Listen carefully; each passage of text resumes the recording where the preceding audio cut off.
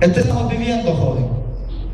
Y si nosotros como hijos de Dios no nos paramos como debemos de ser, la corriente de este mundo nos va a llevar.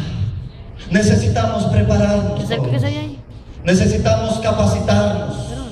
Necesitamos que esta juventud, ustedes, tomen los lugares de eminencias en las municipalidades, en el Congreso, tomen los lugares de eminencia en las alcaldías, que ustedes jóvenes se capaciten y lleguen a ser grandes personas, para que cuando ustedes estén allá arriba, y si alguno en este lugar llega a estar sentado en una silla presidencial, cuando tú estés allá, no es que usted a través de tu oración no vas a llegar a ser presidente.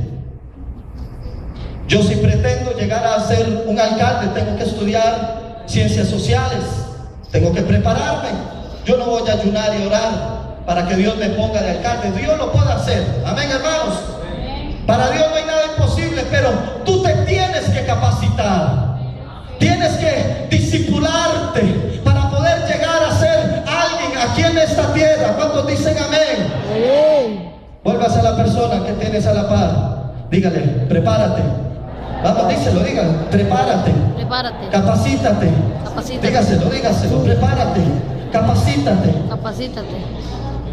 Estamos viviendo en un tiempo donde este mundo nos está avanzando la mundanalidad, el homosexualismo, el lesbianismo. Es un mundo que contratea, que camina y que avanza. Y una de las cosas más importantes es cuál es la voz que como jóvenes escuchamos.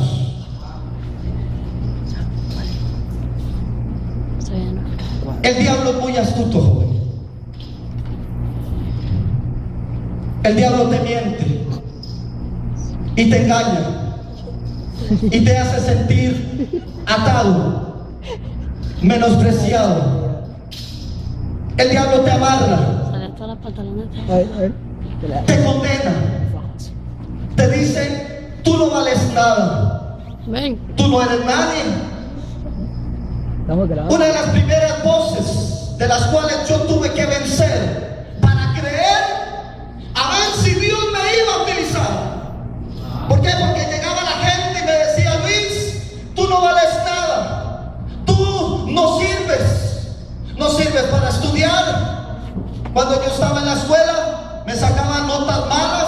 La primera voz que escuché en mi adolescencia, en mi infancia, fue la voz de mi mamá, que me decía: Luis, eres un bombillo, no te echa nada.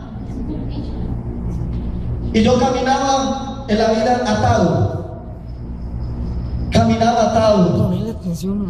Segunda voz que escuché, un profesor de matemáticas en séptimo, me dijo: Luis, eres un cerrado.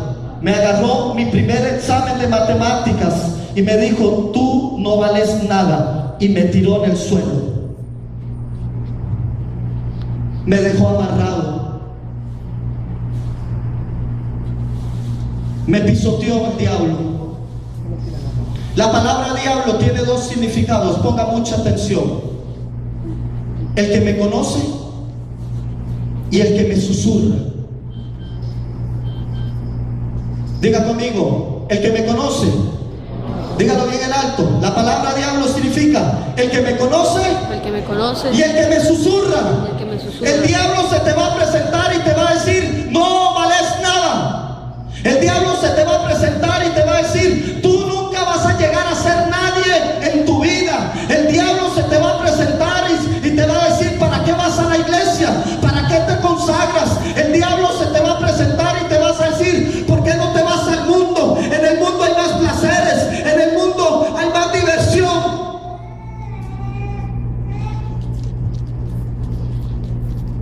¿Cuál voz es la que escuchamos? Yo no sé si el pastor Abraham se recuerda, después de un congreso, una de mis primeras voces positivas que logré escuchar. Yo caminaba en la vida atado, amarrado, con muchos sueños, pero vivía amarrado, atado. Y un día el pastor Abraham llegó y me dijo: Luisito, yo creo en ti.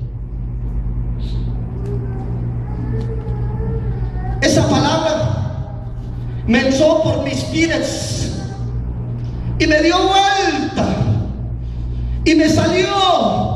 Y yo llegué a mi casa y yo decía, porque siempre he tenido un alto concepto del pastor Abraham. El pastor Abraham, antes de ser el pastor de ustedes, fue mi pastor. Amén.